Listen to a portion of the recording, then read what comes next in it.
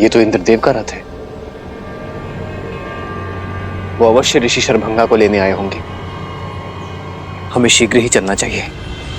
ऋषि शरभंगा से मिलना इतना महत्वपूर्ण क्यों है श्री राम के लिए? श्री राम के जीवन की एक अत्यंत महत्वपूर्ण कड़ी है ऋषि शरभंगा, जो वन में अपनी सांसों की डोर थामे श्री राम की प्रतीक्षा कर रहे हैं, ताकि उनसे भेंट होने पर उन्हें ऋषि अगस्त्य तक पहुंचाकर अपना कर्तव्य निभा सके। अद्भुत है ऋषि शरभंगा की कर्तव्य परायणता, जहां वो अपना कर्तव्य निभाने के लिए स्वयं देवराज इंद्र के स्वर्ग आने की मनुहार को भी कई बार ठुकरा चुके हैं।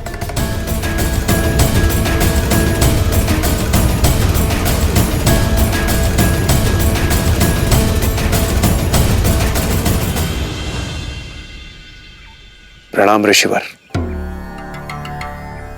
ऋषिवर, अब बस कीजिए।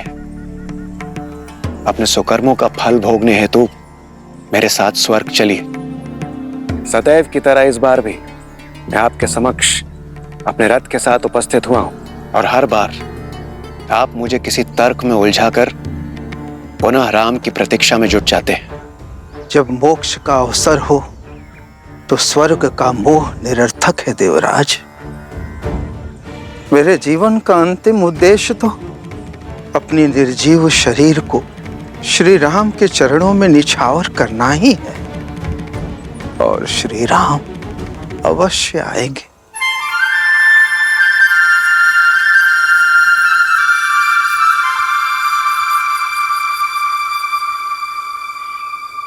उचित है ऋषिवर, किंतु इस बार मैं रिक्त हाथों से नहीं जाऊंगा। आपको मेरे साथ स्वर्ग चलना ही होगा।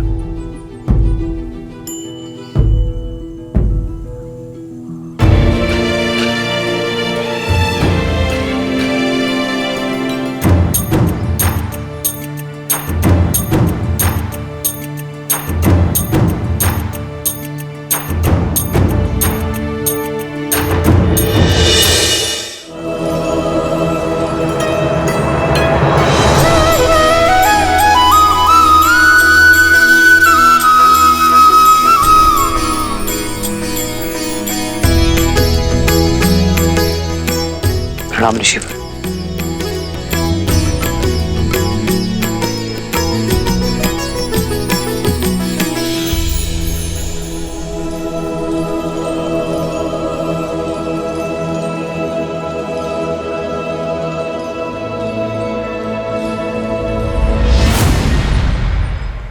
बैठिए ऋषिवर, बैठिए।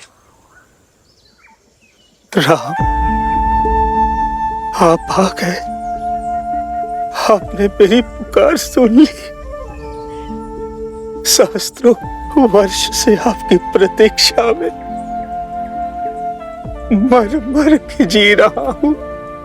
आपके दर्शन की अभिलाषा अपने श्वासों को रोके बैठा हूं, ताकि अपना कर्तव्य निभा सकूं, आपको मार्ग दिखा सकूं।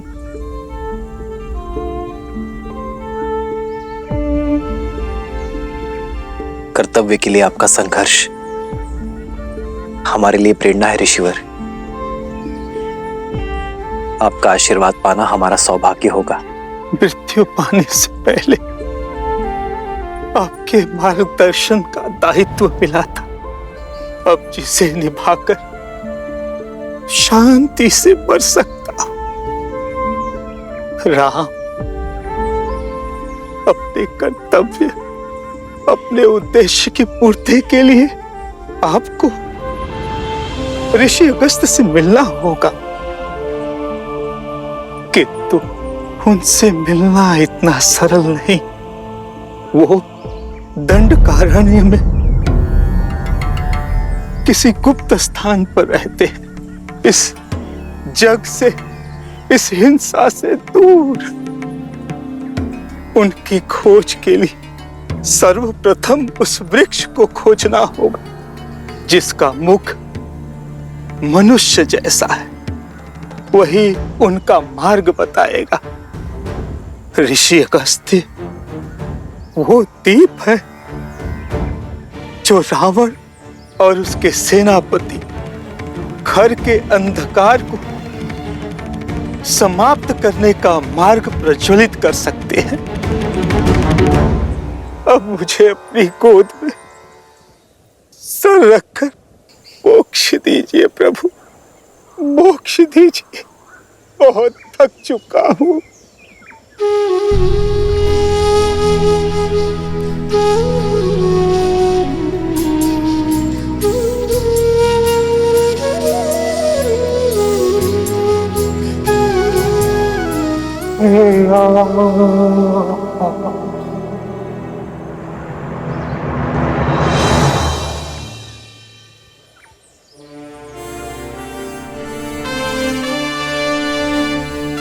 ऋषि शरभंगा का ज्ञान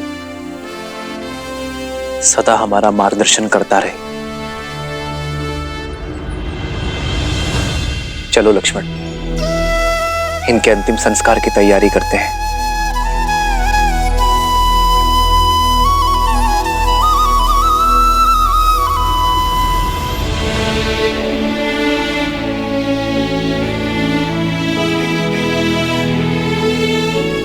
श्री राम,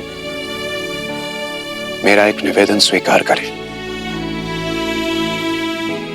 मेरे इस रथ को अपने साथ ले जाइए। इस मायावी वन में यह आपका सहायक बनेगा। प्रस्ताव के लिए धन्यवाद देवराज।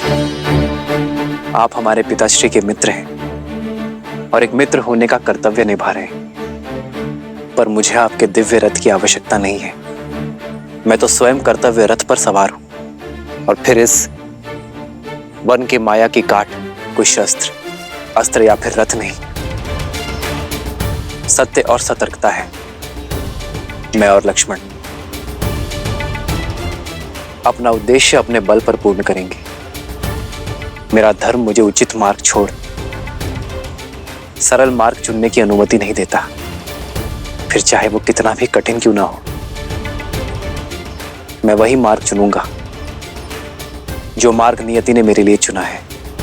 जैसे आपकी इच्छा श्री राम, किंतु जब भी आवश्यकता होगी और जब भी आप स्मरण करेंगे,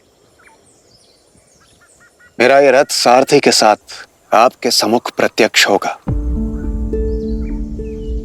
आशा करता हूं सेवा का एक अवसर आप मुझे अवश्य देंगे।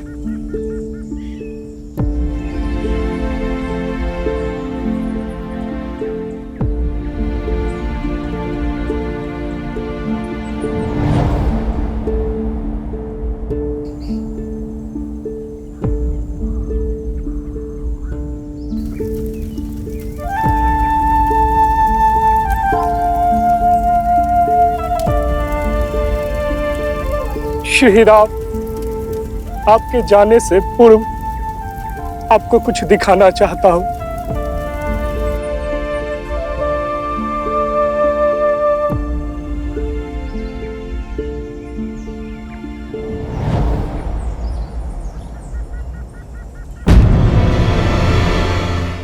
ये वायु के साथ उड़ती भस्म किसकी?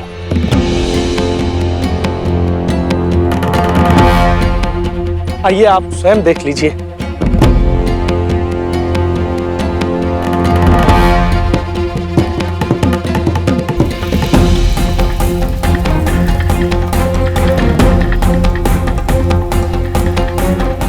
ये उन निर्दोषों की अस्थि भस्म है जो राक्षसों की भूख का शिकार हुए हैं। जब से पहले व्यक्ति को जलाया है, तब से ये अग्नि बुझी ही नहीं है। सदा कोई न कोई नया पीड़ित इसमें भस्म हो जाता है, और अब तो ये भस्म का ढेर इतना विशाल हो गया है, ये कदाचित कभी बुझेगा ही नहीं।